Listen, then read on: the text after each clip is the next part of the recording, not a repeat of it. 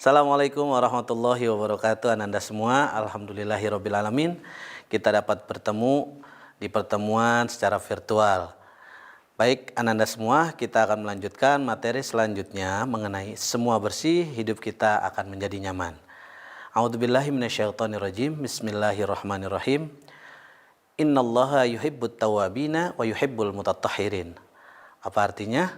Sesungguhnya Allah itu menyukai orang-orang yang dan menyukai orang-orang yang bersuci. Baik, Ananda, dari ayat tersebut Bapak akan menjelaskan mengenai apa? Ada yang tahu? Bapak akan menjelaskan tentang toharoh. Apa itu toharoh? Kapan kita harus bertoharoh? Bagaimana bertoharoh? Nah, baik Ananda semua, kita masuk ke pengertian terlebih dahulu ya. Nah, apa itu toharoh? Dan ada yang tahu?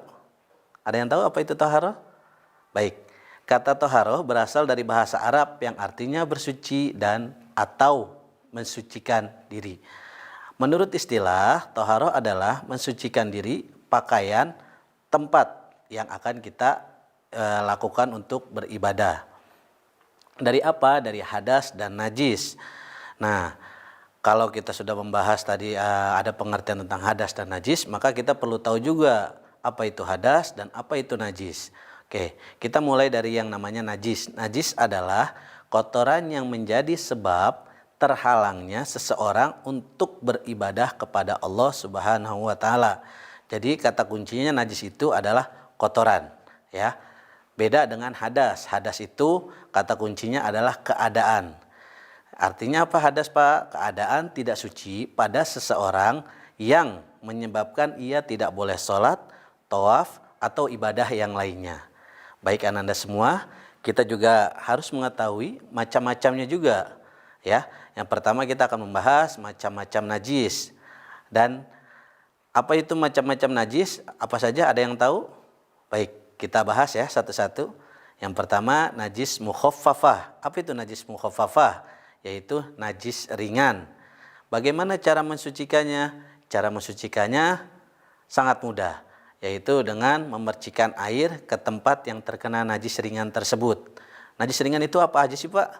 Ya, kalau dicontohkan itu misalnya seperti air seni bayi yang belum berumur 2 tahun dan dia hanya baru mengonsumsi air susu ibu. Selanjutnya yang akan kita bahas yaitu najis mutawasito, yaitu najis pertengahan. Apa itu najis pertengahan? Apa saja sih, Pak, contohnya, Pak, najis pertengahan? Yaitu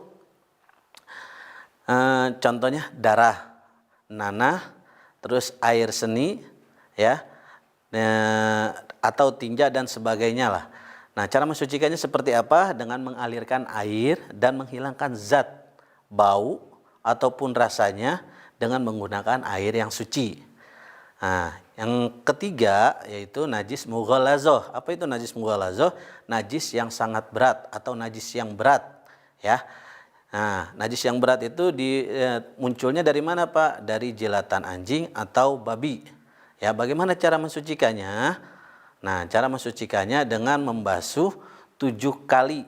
Nah, 1 diantaranya airnya dicampur dengan tanah, ya, gitu. Baik Ananda semua, yuk kita sebutkan kembali macam-macam najis apa saja.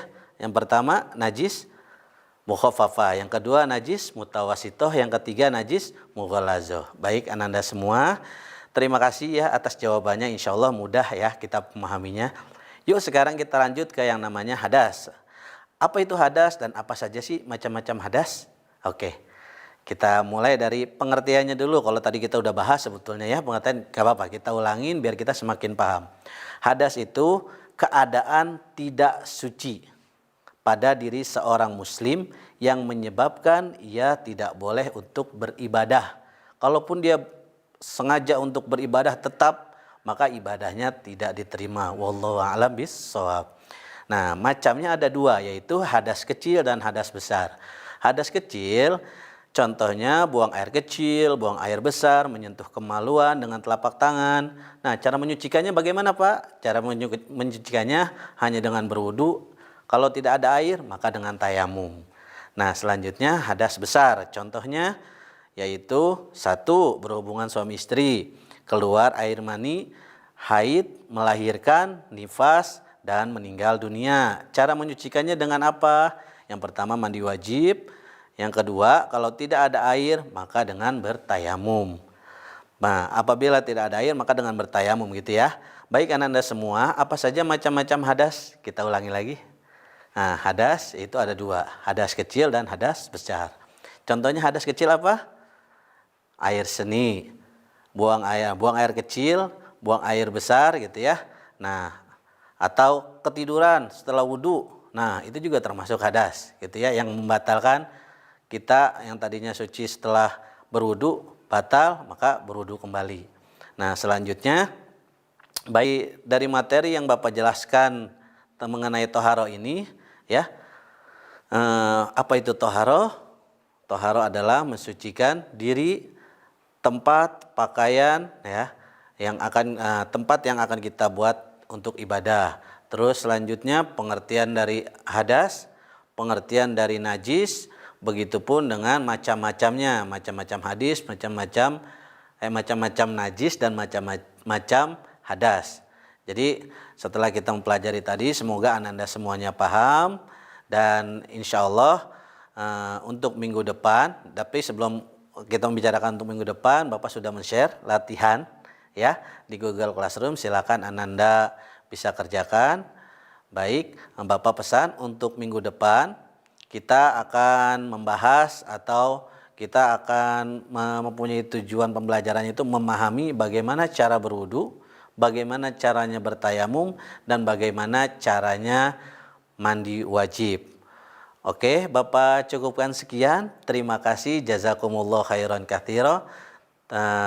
Bapak cukupkan. Wassalamualaikum warahmatullahi wabarakatuh.